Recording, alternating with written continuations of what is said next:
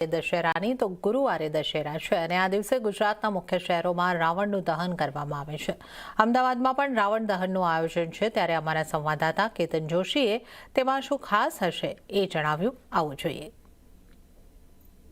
અમદાવાદમાં દસકાઓથી રાવણના પૂતળાનું નિર્માણ થાય છે, જે દશેરા ઉપર આપણે રાવણ દહન કરીએ છીએ.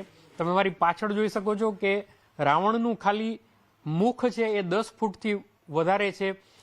એમનું શરીર પણ અલગ અલગ જગ્યાએ છે. આપ જોઈ શકો છો કે એમને 10 માથા હતા. આપણે જાણીએ છીએ અહંકારી હતો રાવણ, તો 5 માથા આ તરફ છે, બાકીના માથા છે એ લગાડવામાં આવ્યા છે અને ખૂબ ઊંચી હાઈટ છે એ રાવણને આપવામાં આવી છે.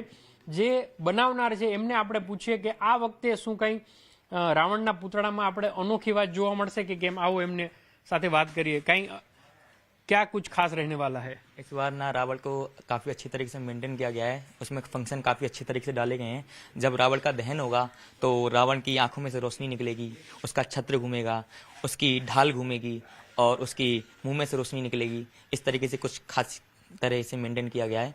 और ये काम हम ना अपने दादाजी के ज़माने से करते आ रहे हैं, 40 वर्षों से करते आ रहे हैं. दादाजी ने किया, पिताजी ने किया, चाचा जी भी कर रहे हैं और हम उनका साथ देने आ जाते हैं. हालांकि हम मुस्लिम समुदाय से आते हैं, लेकिन फिर भी ये काम करते हैं क्योंकि हमारे ये विजयदशमी का जो पर्व है हिंदू धर्म में काफ़ी अच्छा माना जाता है. तो उनकी खुशी के लिए हम करते हैं. इससे एक भाईचारे का संदेश जाता है. इसीलिए कितना बड़ा बनेगा स्टेच्यू की हाइट? इस बार ना रावण का पुतला जो है हमने 80 फीट का रखा है, सबसे बड़ा, लंबा, ऊंचा.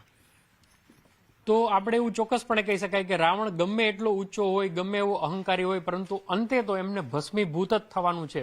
તો જેટલી પણ દેશમાં અને રાજ્યમાં નકારાત્મક ઉર્જાઓ છે એમનો નાશ થાય અને દેશ છે એ સકારાત્મક રસ્તે ફરીથી આગળ વધે, એ જ આ દશેરાની શુભેચ્છા હશે. કેતન જોશી, અમદાવાદ.